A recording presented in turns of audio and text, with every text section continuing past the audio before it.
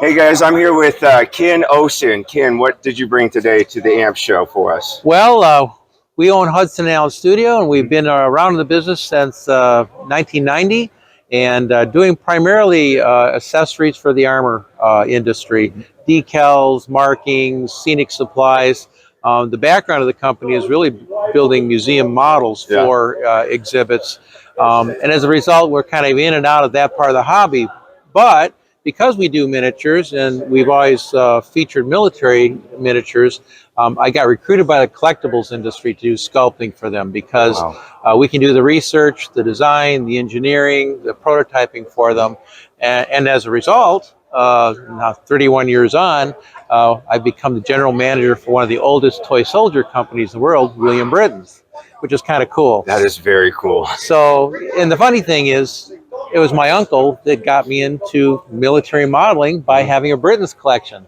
Yeah. So, you know, full circle, I'm back around doing this for a living. Yeah, look at that. And one of my coworkers, one of my longtime friends, used to be the chief pattern maker for Verlinden Productions when they're in Belgium. Yeah. So we get to work every day doing what guys like to do as a hobby when they get home from work, and we're not in a gray cubicle, so that's kind of cool. Living the dream. Yeah, yeah. So we brought to the AMPS convention some of our pre-decorated products that we're known for in the toy and military miniature industry, along with our Hudson Allen Studio modeling accessories. Okay. And this year we've also introduced some of our first kits, including armor kits, for this particular part of the industry. And we're really looking to get back to something that gives you more time for painting and decoration and takes a little time away from the bench putting things together. Right. You know, I like that idea. Yeah, yeah. So what was your first introduction to the hobby? Well, my grandfather was in the Navy, so I got all the history from the Navy, so that kind of got me into it. And I was very into the Titanic when I was about 7. That's about the time the movie came out. Everything Titanic.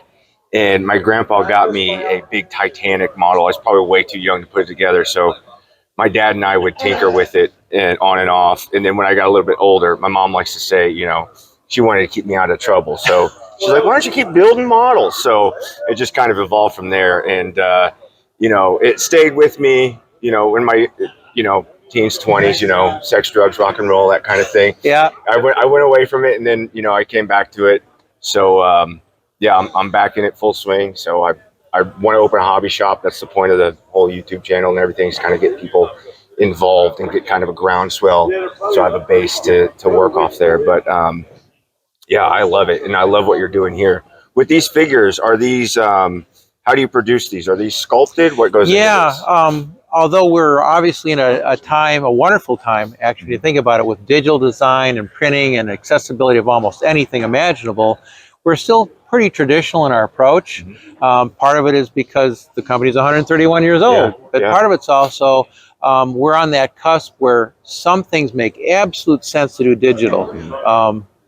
Things that are quantifiable in the real world, a weapon, a tank, a vehicle, hard-edged things, but you start getting organic, human beings and clothing and all that, and add that into it, there's still something about the hands-on approach to sculpting a figure.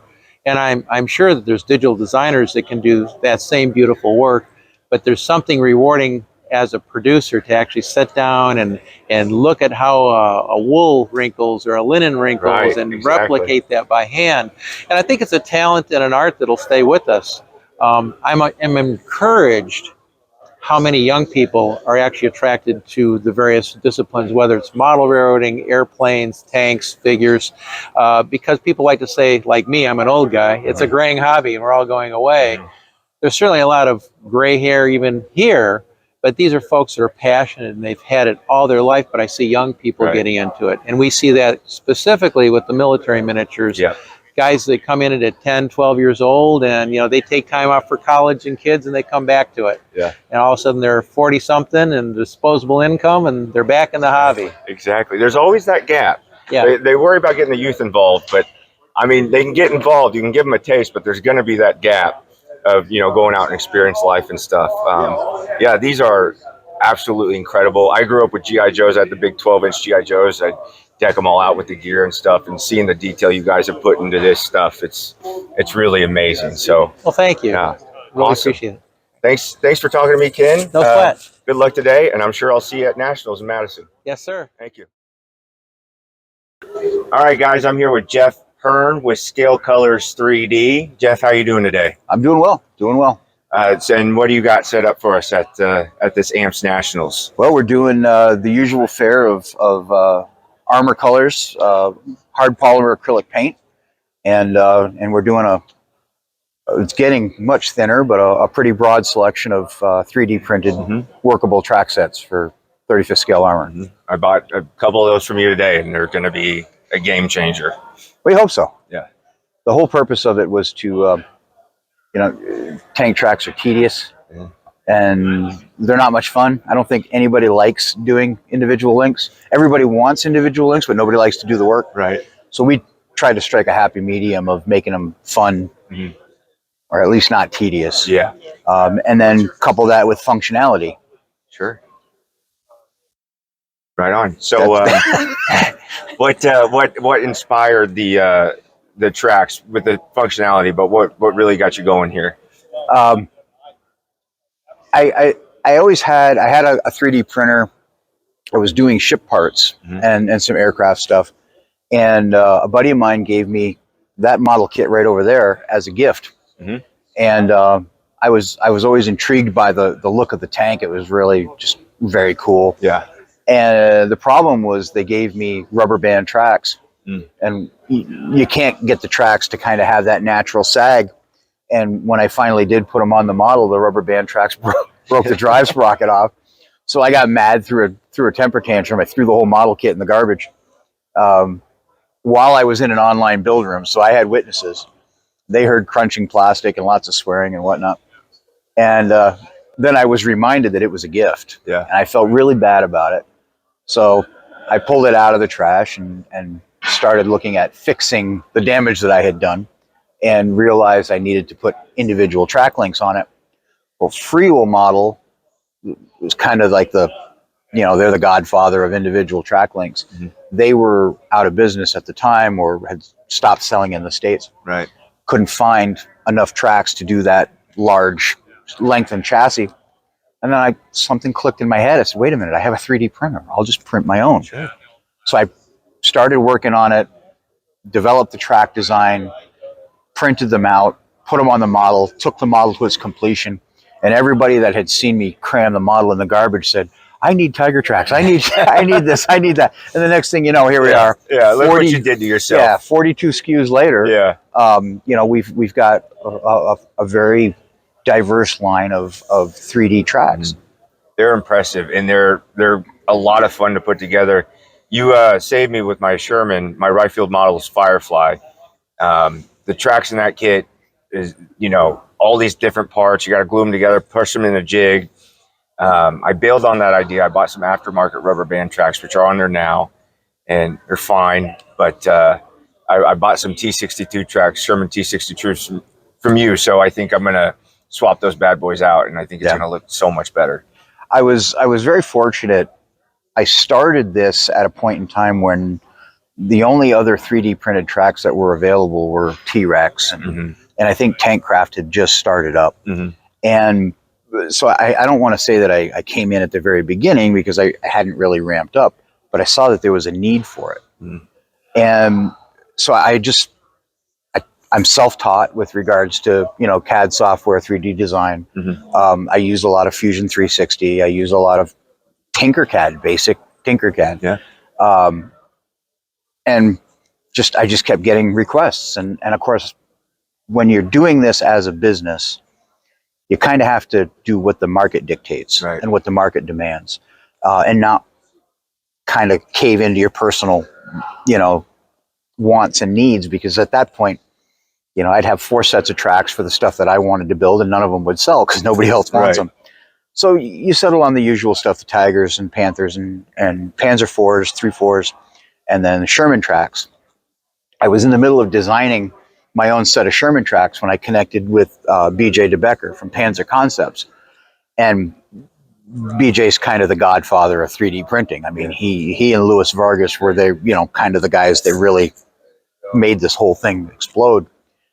And BJ said, "Don't do that. Don't waste your time developing Sherman tracks. I've got a design here." Yeah. And he handed them to me. So all of our Sherman tracks are licensed. They're under license, but it's BJ's actual 3D work. Yeah. So we produce them under license. Yeah, the way they go together. And like I said, I was searching for T62 tracks, and you know, you get the Bronco tracks, and I didn't know if that was any better than building the Ryefield tracks. And I couldn't find anything 3D, but coming here, yeah, you guys, I think you guys might be the only ones. I don't know, maybe I'm talking out of school here, but like, you're the only people I see making the T62 Sherman track, as far as I can tell. When we first started, I didn't know much about Sherman tracks. Mm-hmm. I knew that there were some that were flat pads and some that had some V-shaped chevrons, and that was, well, then I got into the Sherman books and realized there's 12 different varieties of Sherman tracks. And of course, every time I would release, you know, oh, I just did the T54E1, people would say, well, when are you going to do the E2? Mm-hmm. Okay, so then I do the E2. When are you doing the 56E1? Like, come on, I'm, you know, everybody always seemed to want the one that was next in line more than the one that I had just done. But now we have them all. The only ones that we haven't done are the early WD 212 blocks, which are the real thick. They were seen on Lee's grants, and very early Shermans that were given to the British. Yeah. No demand. Nobody has yelled at me because I don't have 212s. Okay, great. You're safe for now. It's you know, 80 to 100 hours of development work to get everything to fit. Yeah. So we're gonna do a little. Let's see how the tracks work here, movability and whatnot.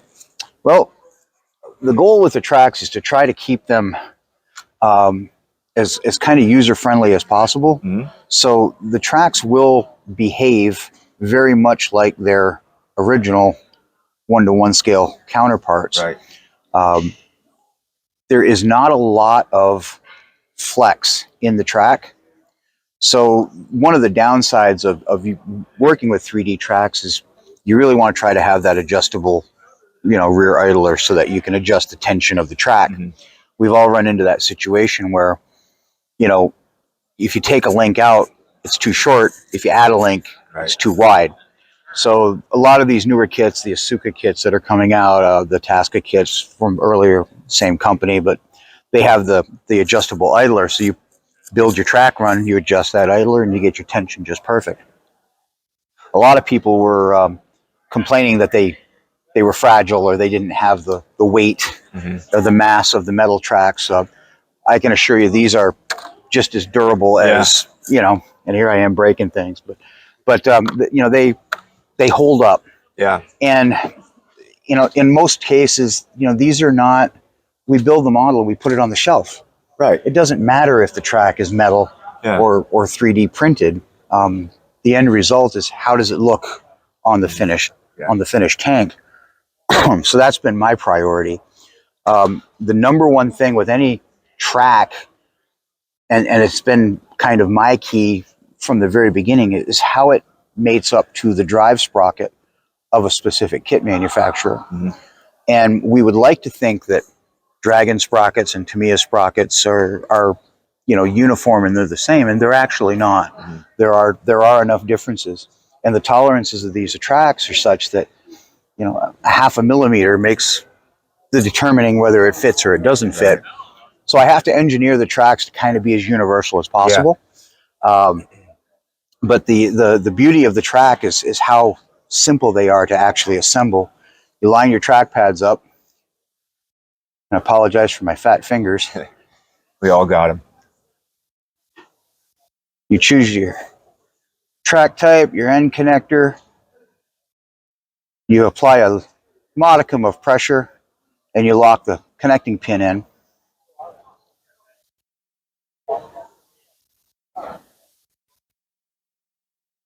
And you do the connector on the opposite side. Right. There you go. And you pop in.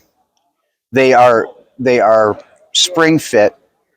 There's a groove that is cut in each of the pins, so that when you push the pin into the actual trackpad, it compresses, and then there's a flange. Right. So you pop it in, it compresses, and then it opens up, and it locks itself in place. That allows the track to be flexible, much the same way that the real track is.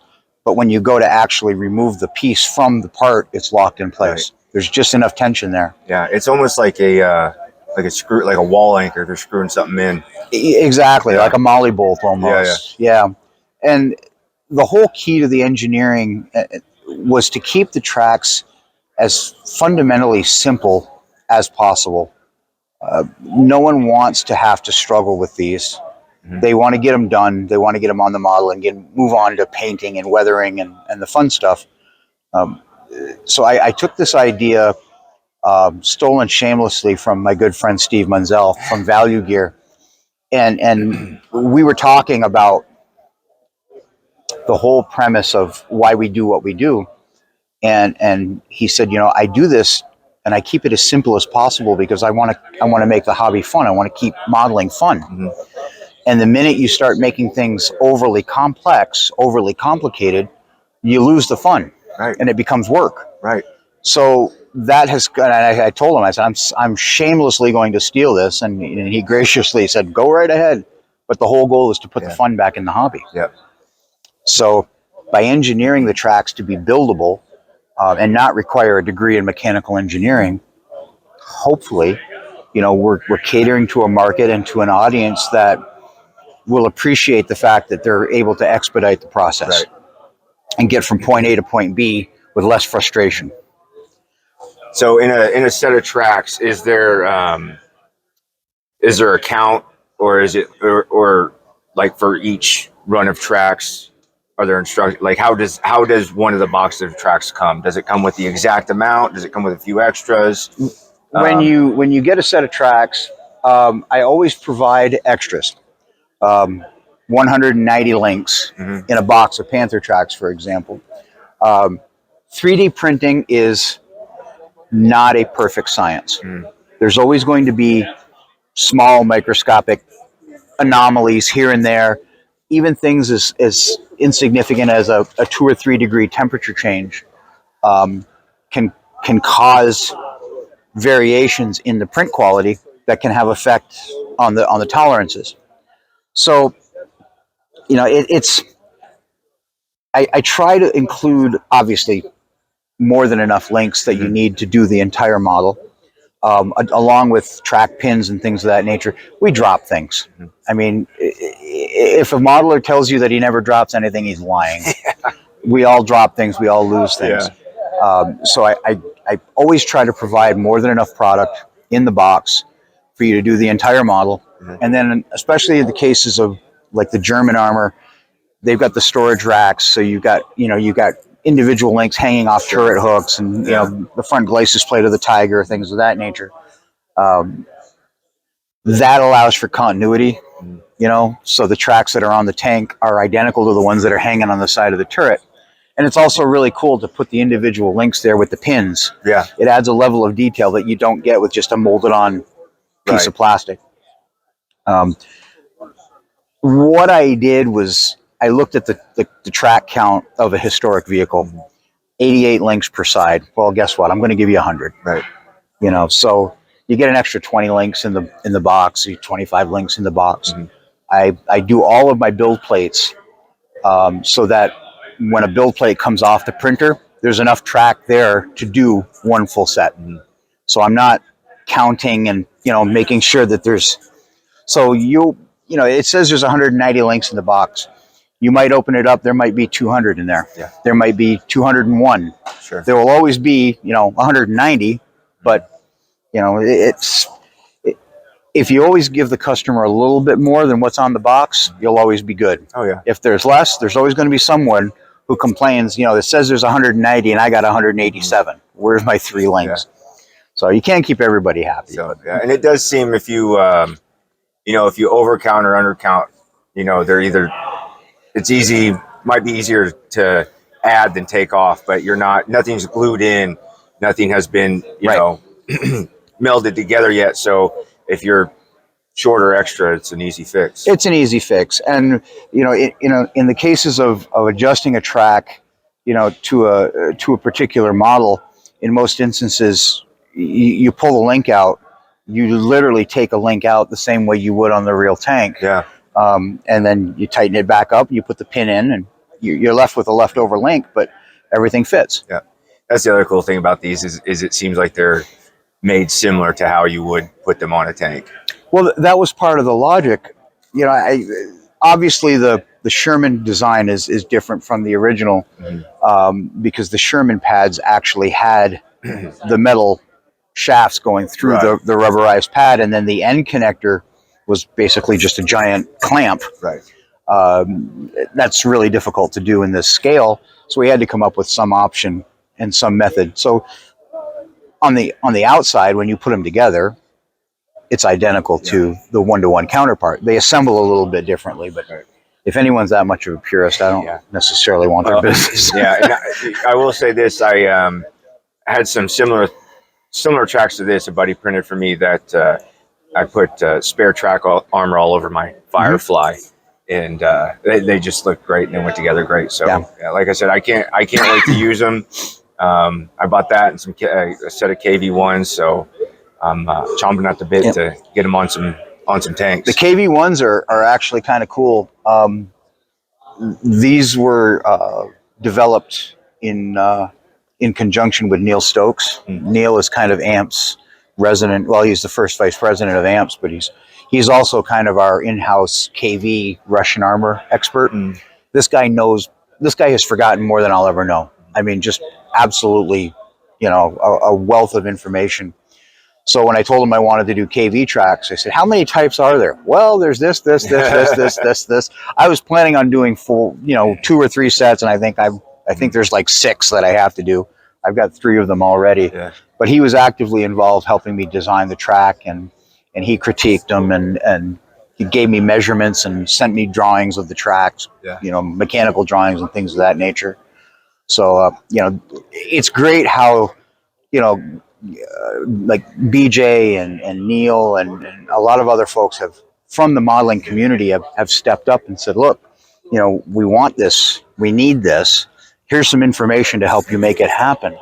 So people have been very forthcoming with providing line drawings and photographs, and hey, I'm going to this museum. Do you need photos of anything? Yes, I need photos of this, and this. And I have a friend of mine who went over to the museum at Samar, and one of the docents yelled at him because he was behind a Panzer IV with a tape measure, and he was measuring things for me. Once he told him while he was there, then okay, I get it. Yeah.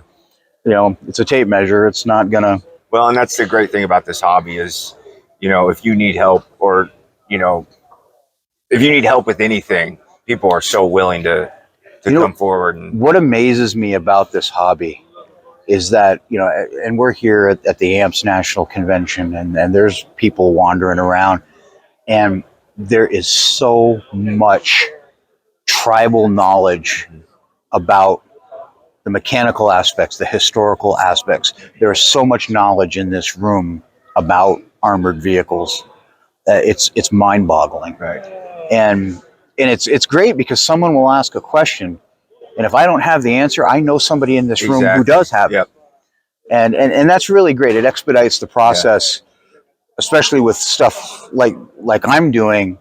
I need a set of drawings for this. Yeah. Well, I don't have it, but he does. And the next thing I know, there's an email with a set of mechanical drawings, and all of a sudden I'm implementing that and putting it into CAD and turning it into a tangible product. So it's been, I love the research part. I hate the production part. Yeah. The running of the printers and the cleaning of the parts and packaging. I could care less. I wish I could hire somebody to do that and I could just do the R&D. I love doing that. I love doing the CAD work. I love engineering the tracks to fit a specific kit. And that's, there's also a selfish side to that because it gives me excuses to buy lots and lots of kits. And my wife will say, "Why did you buy more?" Well, I have to engineer these tracks to fit these kits. Yeah. She just rolls her eyes and shakes her head, but it's for the business. Yeah, well, and then I come home from a show and hand her a big wad of cash, and she's happy and leaves me alone. Right, exactly. But for me, I think even as modelers, there are some modelers who enjoy building. There are some modelers who enjoy painting. There are some who enjoy the weathering. There are some. I kind of enjoy the research and engineering something to fit. Yeah. You know, because I want people to look at this and go, "Wow, that fit is perfect." Yeah. And that's because I'm kind of living vicariously through my customers because I don't get a lot of bench time anymore now that I'm doing all of this. So that's kind of my accomplishment. That's my goal. That's what I hope to achieve from it. Yeah, it's very rewarding. It is. It is. Awesome. Well, Jeff, that was a hell of an interview, and I appreciate all your time. My man. pleasure. So, Yep. thanks for the tracks. Yep. Scale 3D, SC3D, SC3D, and the Scale Colors paint. Scale Colors paint. All available at scalecolors.com. Awesome. Yep. Go get some of these tracks. They're really something.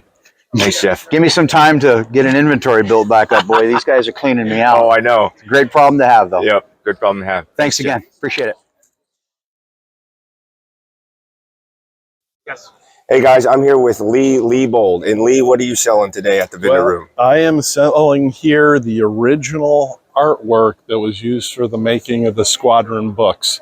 So what I've got here is all armor stuff, but what I have is I had over 2,000 original art pieces that were used to making the front covers, the back covers, and the centerfold art. But when Squadron went out of business 3 years ago, I ended up buying the publishing company, and I'm buying the publishing company. And when my partner and I started going through 300 author contracts, we figured we'd have to hire several full-time lawyers. So we decided to sell the publishing rights to the new guys. Yeah. You know, and so now we are just art dealers, as I would like to say. But it's a big piece of history for the hobby industry and the modeling industry. And I worked with them there from 1989 to 1995. I was the sales manager for the wholesale division, but I was also the buyer for all the products there. And it was the type of thing where I couldn't blame the buyer for a bad buy, and I couldn't blame the sales manager for not selling enough because it was all me. Yeah. So, but I left them in 95 and became a manufacturer's rep in this industry. And so that's awesome. And these are all the original artworks. Yeah. Yes. Yes. So what they did is, Don Greer, he was the house artist, did most of the artwork, though they had numerous other artists, Uwe Weiss, Lou Drendel, Angus McBride, if you ever heard of them. They started there, Ron Volstedt. But what they do is Greer would paint up this painting. It would then be sent to the printer. At the printer, then, they would shrink it down, and then they would add the lettering and everything. Right. Now, as books got a little older, they used some photographs and everything, but it usually there was artwork on the back, artwork on the front, and then the centerfold art. And, you know, they started doing this in 1972, and the artwork there, some of the artwork I have is over 52 years old and everything. And when we got there, it was the art archives were buried at the place, you know, and stuff. So that's incredible. So question, how much for this Audie Murphy painting? Okay, so my normal price on this thing is $7.99, but at the show, I a little amazed that I sold all sorts of other pieces. This one didn't sell. I'm offering it half price at $400, which is for you know, a piece of original Don Greer art. Yeah. And I don't know if you know, but Don Greer did the artwork for Monogram, Revell, Earl AMT. He did artwork for all these different companies. And he passed away 2 years ago at 83 or 84, I can't remember. But talking to his wife after the fact, he was the one that did the original box art for the AMT Star Trek Enterprise. Wow, that's fascinating. We didn't find that one because if I would have found it, it would have sold for like $100,000 or so. And you would have been retired. Well, I don't know about retired, but I would have had some play money and stuff. So, for instance, right here, this is the back cover of this book. And there is the front cover of the book. Oh, that's awesome. You know, so yeah, I like the back cover is them taking down that that German plane is really cool. So over the years, I have, oops, wrong stuff. Over the years, the last couple years, this is the first time most of this armor has ever been displayed. Yeah. I've been doing air shows and stuff, but where I mainly sell the product is on Scale Model Graveyard. Okay. So, you know, and I don't know, should I not said that? No, you can say that, I guess. I don't know what you know, if you're a separate thing or whatever. No, no, no. Okay. Just we might go find it. That's okay. Oh, you're not familiar with it? we know Graveyard. We didn't know you sold on Graveyard. Yeah, yeah. That's why we both because we know Graveyard. Well, they banned me on weekends because they said this was a distraction from the model kits. But during the week, from Monday through Friday, I can sell on the Graveyard and stuff. Yeah, during the low traffic hours. Yeah. Right. So, you were showing me something, your history in your Korean modeling book. When I was there in 1994, we were actually sponsoring a Korean business. We were sponsoring a couple people. This gentleman, and I can't remember what his name is, and I don't speak Korean here, but they came to do an interview with him. Well, they did a whole story on Squadron, and that is me 35 years ago. I turned 71 last week, so that was half my life ago. There is Jerry Campbell, who started Squadron in 1968. Okay. And then there's Don Greer sitting at his desk. Now, when you worked there at Squadron, every time a new book came out, they gave you a copy. As an employee, you got a copy of the book. Yeah, sure. And the first thing I did is I'd run back to Greer and have him sign the books for me. Look at that. That rules. But the funny thing was I just used to love to watch him work because there were times he could pump out 5 or 6 of these in a month. So I'd stand back, you know, maybe about this far behind him. And after about 15, 20 minutes, he said, okay, enough is enough. Leave me alone. Go away, you know, because I just love to watch him work and everything. Being a modeler and a fan of Squadron, Don Greer kind of reminds me of, you know, his presence with the artwork kind of reminds me of Ralph McQuarrie, who did the concept art for Star Wars. And growing up, I would pour through. I had books of his artwork and his concept art. So it's to me, they kind of dovetail together that they're these legendary artists in this nerd sphere, if you will. Right. That's incredible, Lee. Well, do you guys sell prints of these? We do, usually on demand. Only if somebody asks, we can have it done. But right now, we're not actively making prints. Okay. We're selling artwork. We're selling the original artwork. We decided that, you know, my partner owns 5 Hobbytown stores in Dallas, Texas. Okay. And so we office out of one of his stores and stuff. But we do a few. His stores were selling prints. But if anyone's interested, let us know. Oh, yeah. I mean, if I could get that painting for less than $400, I might hit you up. If I get a print, not the painting. How about if I sell you the painting for $400? No, I spent my $400. I spent it yesterday.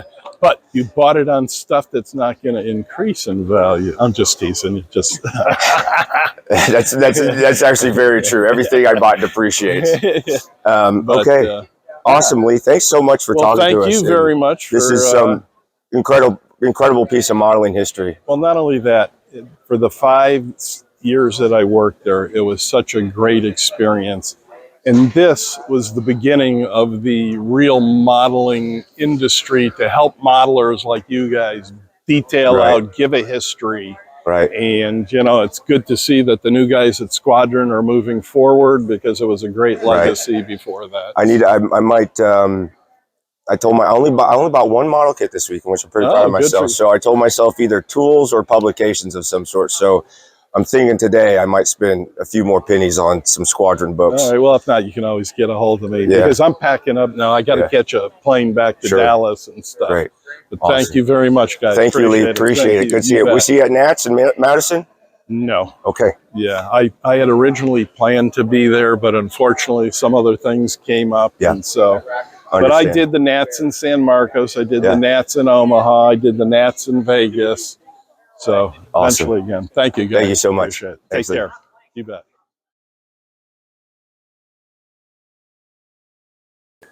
All right, everybody. I'm here with Steve Bacon from IPMS Roscoe Turner. What do you got for us today, Steve? Well, I have my E60 from Model Collect, and it is a Fist of War Fictitious. I don't know if it's on War Thunder or not. What I did was I actually scratch built a lot of stuff on this to bring it up to make it look like more than just a basic kit, because the kit probably maybe had 40 pieces in it. The idea was I'm into doing things fictitious and not for real, almost to the point of where I will do Panzer 46, but it's just something keeps my mind racing to what I can add onto it. Actually, if I built that straight out of the box, it probably only took like 2 days. Yeah. And it took me a year. Yeah, I saw you working on this, and I definitely saw the effort that it went into probably not a very high-end kit, I would say. No, it was, I think it cost me $35 for the kit. But scratch building and aftermarket, I think the aftermarket basically is only the turret, the engine vent screens, the fan on the fan, and the 20 millimeter barrel, and the infrared on the small turret. Wow. Everything else is basically scratch built. That's awesome.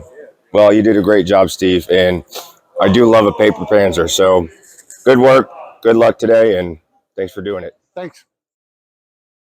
All right, guys, I'm here with Mike Baskett from the Plastic Model Mojo podcast and the Military Modelers Club of Louisville. There you go. Nailed it. What do you got for us today, Mike? Well, Austin, thanks for having me on. One of my entries this year is this little vignette I made from the Airfix 72nd or 76th scale, depending on which boxing you have, of the British Morris tractor and the Bofors anti-aircraft gun.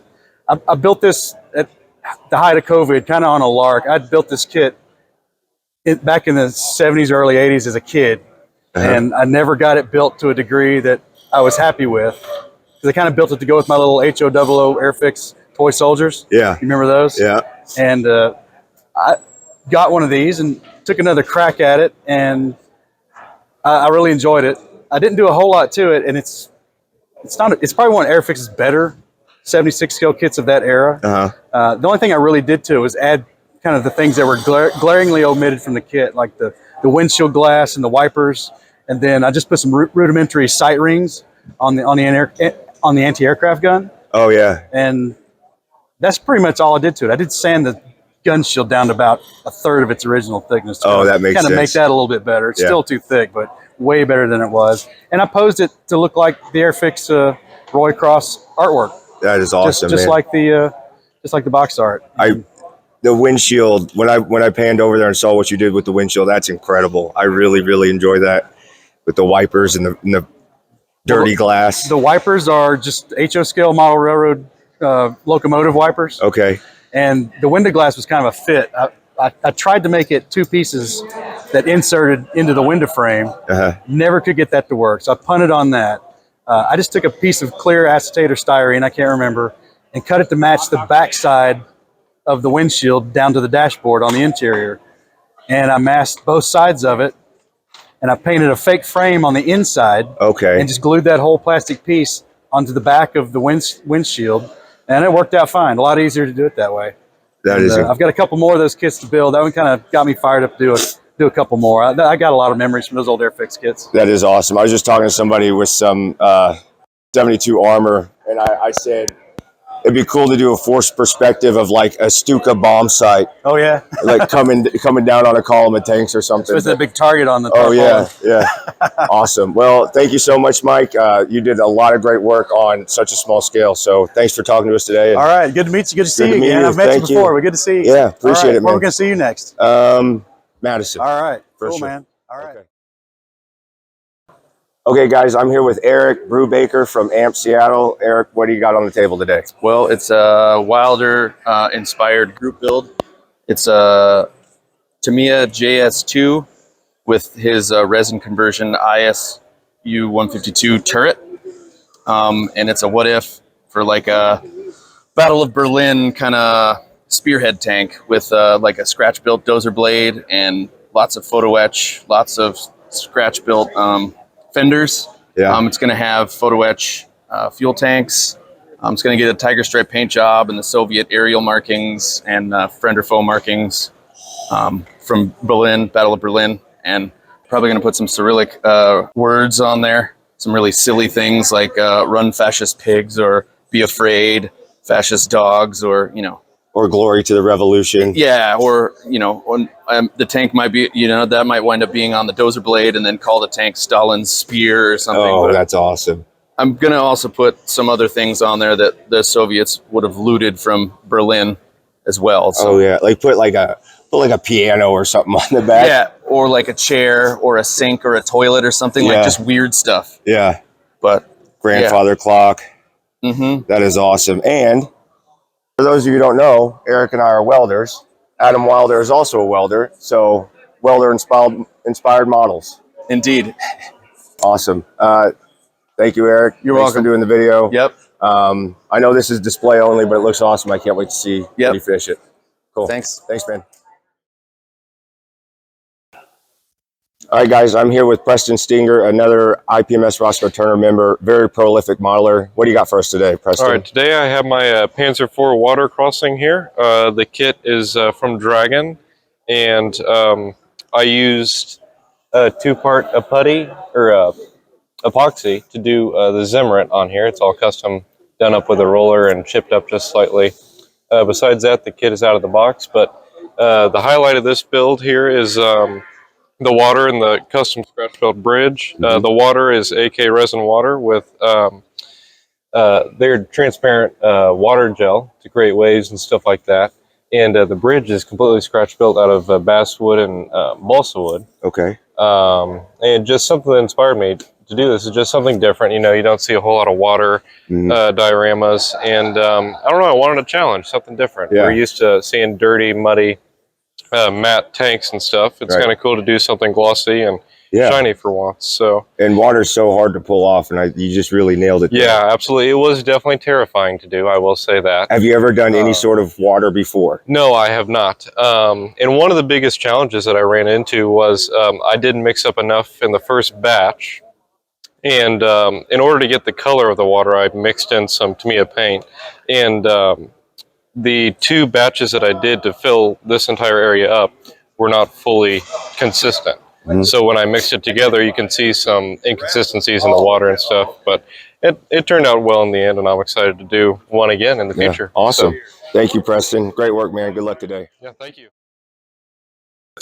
All right, guys, I'm here with Chris Doppler from IPMS Duneland. Chris, what did you bring to the AMPS Nats today? I brought the old 70s T-34-76.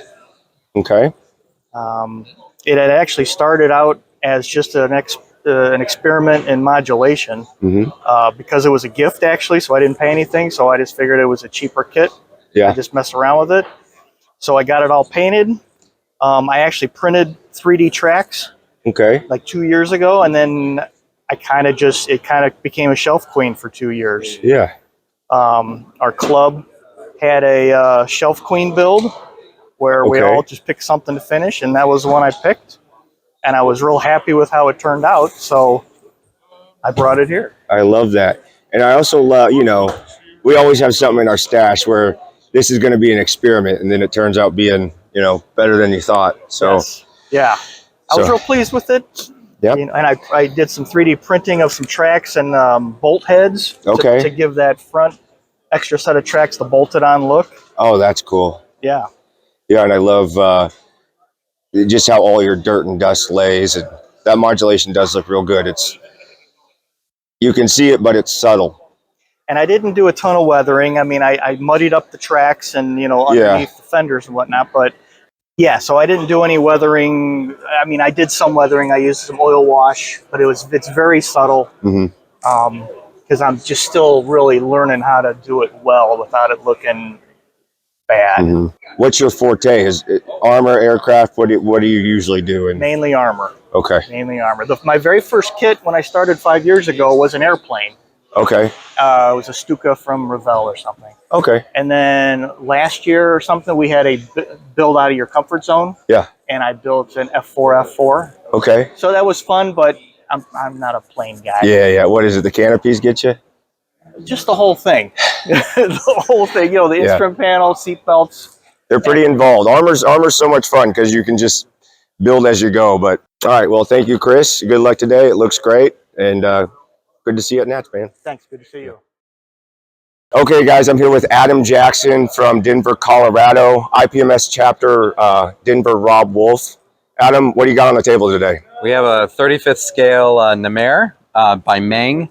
This is the Israeli Defense Force, the IDF modern armored personnel carrier.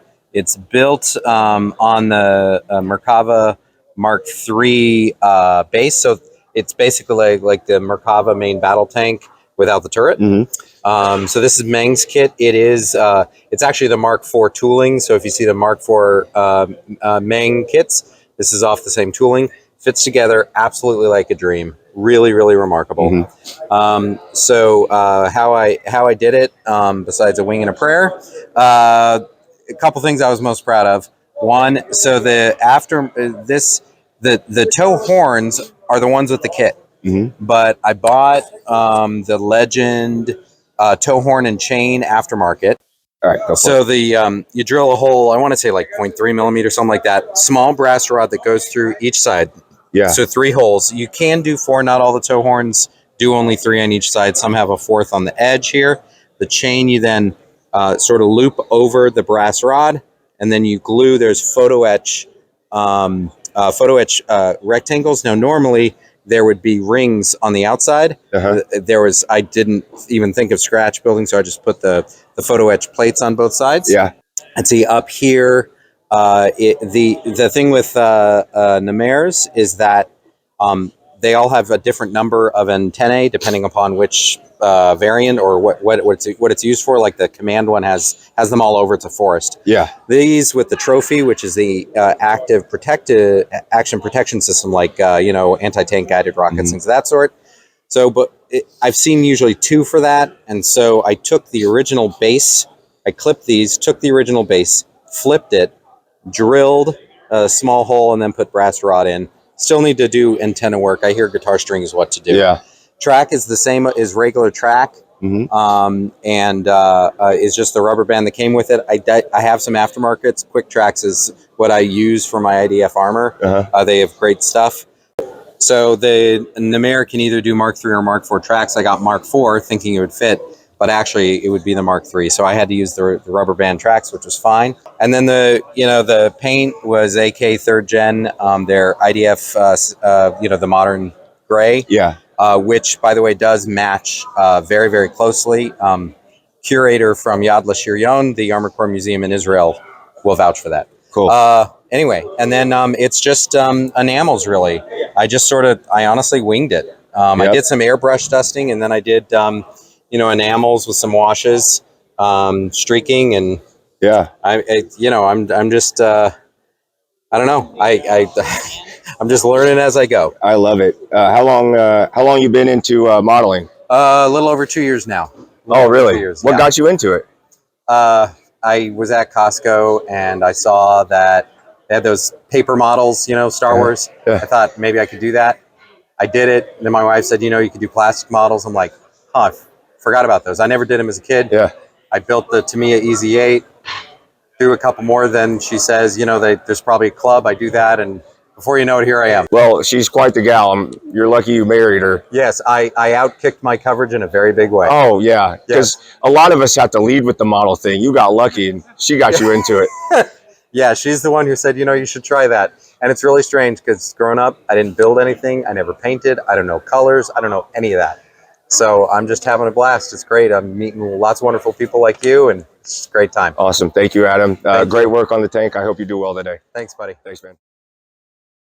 All right, guys, I am here with Justin Ryan. Justin, where are you from and what clubs do you belong to? Hey, guys, I am from Hatboro, Pennsylvania, and I'm a member of the Miniature Figures Collectors of America, as well as the Modeling Insanity podcast. That's awesome. And what'd you bring to AMPS this year? Today, so I brought a whole bunch of stuff today, just, mostly for shits and gigs. Yeah. But this one seems to have gotten a lot of attention.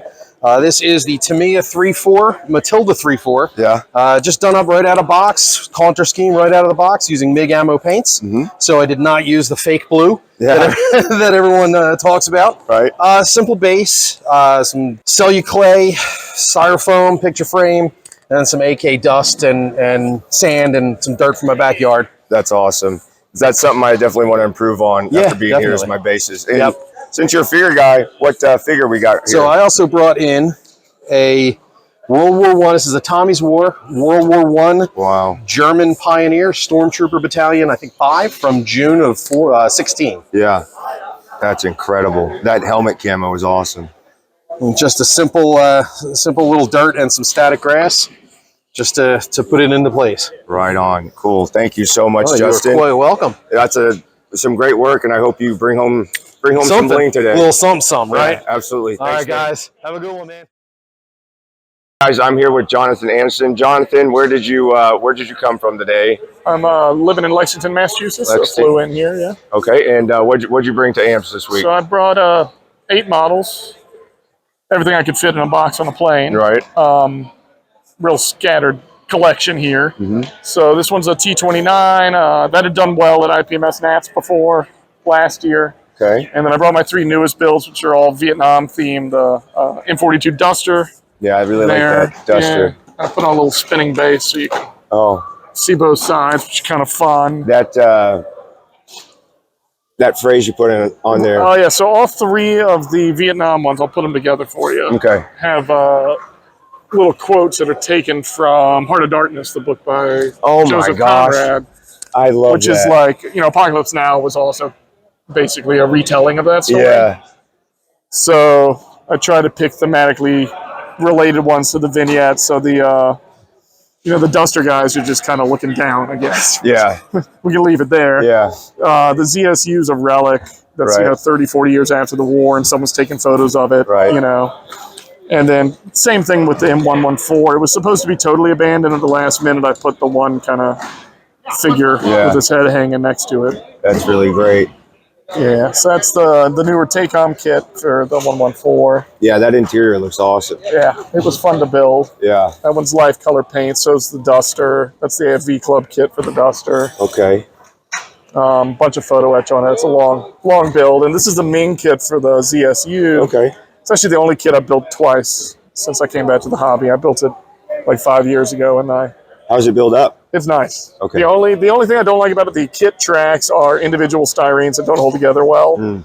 But you can get aftermarket. Yeah. Those are a weird, obscure Russian company that I had in the closet as it is. And let's take a look at your high score. Oh yeah, so this Samwa here, which is the great Tamiya kit, like everyone should build this kit, right? Yeah, it's wonderful.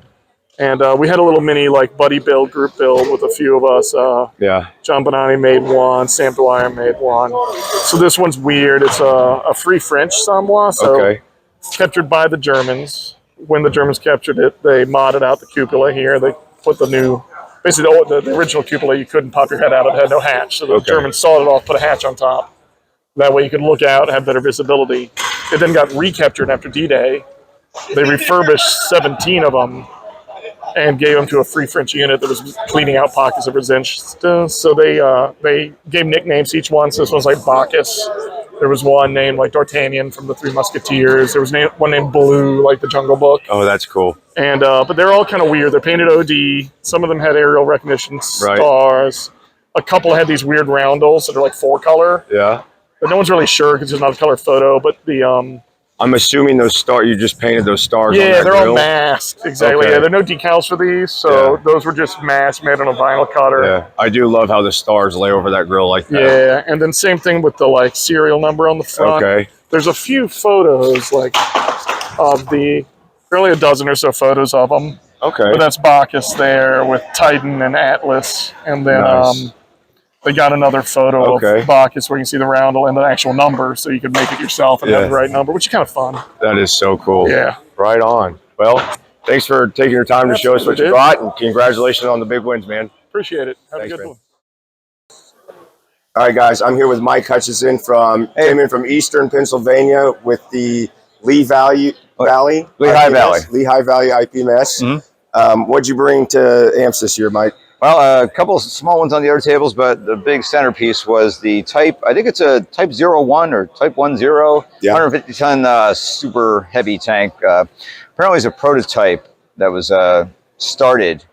I'm not sure if it ever made it to the hardware stage. It's the literature is kind of vague on that. Yeah. Apparently there's the company Fine Molds has the rights to all the paperwork and they have it all. Okay. Which begs the question, I don't know how Taycom got the info, yeah. but they made this tank. Apparently, according to what I saw online, it looks like the drawings. Yeah. And I don't know how accurate it is. It's simplistic, very simplistic tank as far as pieces to go together. Yeah. Like the body's one big giant piece. Yeah, they got the front piece goes on, the side skirts go on, the wheels are real basic. Yeah. Be curious to see what it would look like in actual real life. Right. Like the casting detail and stuff like that. When I first saw it come out, I said it looks like a Lego. Yeah, it looks almost like, it reminds me of a Tesla truck in a way with all the angles. Oh yeah, that's the first thing I thought of when I saw it. Anything special you did to it? I see you did a base with leaves, which look incredible. Yeah, I was trying to think of where to put it. Would it be on an island? Would they transport it to the island? Mm-hmm. In the literature with the model, they were talking about having it as like a mobile pillbox against the Russians. Oh. In that part of the world. Yeah. The Mongolia battle that they had, the big near the river. I forget the name of it. And that was apparently what they wanted. But I figured I'd do it in the colors of the South. I guess what you call the South Pacific. Yeah. And put in a jungle. And the only thing I added to it, parts-wise, was the tracks. The tracks that are in the kit are really, it's a big pain. They were a big pain for some reason. I couldn't get them to work right. Yeah. So I went on ScaleMates, and I found this company called Chino Model. Okay. And I kept waiting for them to come in back in stock at Hobbylink Japan. Never happened. Went on eBay. Finally, I found some guy in Japan. 2 weeks later, $60, I got a set of tracks. And then they give you resin pins, but I had some metal wire that fit perfect, so I shoved that in. They're really robust. And that's the only thing that was really added to it, other than the palm fronds and the camo net. That is awesome. Yeah, comes with metal barrels on the three front turrets. Yeah, I could see mobile pillbox. You could really hide that in the jungle and just ruin some people's day. You're if probably you could good, get it in there. That's what I'm saying. Like, would they expend the energy to bring it down there on a barge, and bring it out there? And, would it sink down? Right. Yeah. And that was the funny thing about the leaves is that's at Hudson and Allen. Okay. The ground cover, and I thought they were out of business, so I was using the last of what I had, and I thought it was going to be some sort of, passing in the guard or something, like never to be found again. So I figured, jungles, I've seen them. They're mostly all, brown stuff on the floor, and then you got the palm trees above. So I threw that down there, tried to make some mud, make it look realistic and convincing. Awesome. Thank you so much, Mike. I really appreciate it. Okay. And, I hope you do well today. Appreciate it. Thanks, man. Thanks, man. All right. See ya.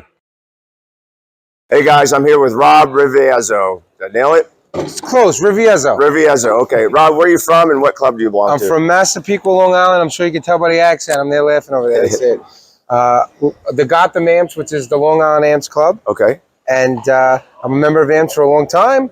And I put my stuff on display. I don't enter the shows really anymore. And what do you got? What'd you bring? What do I have? I have a 148 scale Opal Blitz from Tamaya, which was converted into a flat gun bed using an Ace Models flak, terrible kit, but that's the only one on that scale, so I had to go with it. Yeah.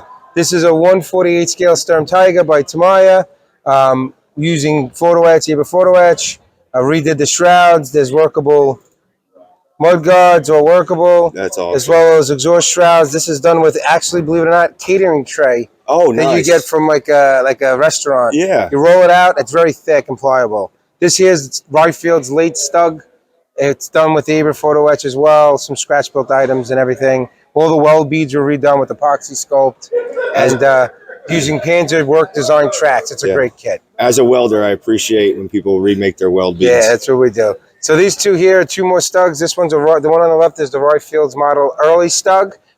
Built pretty much out of the box, but has a lot of things in it. I scratch built the stowage rack in the back using various stowage, using different photo etch from Ava, various different photo etch. This is an F from Dragon. It's Stug 3F. Okay. It's extensively rebuilt, workable mud guards as well. These all work.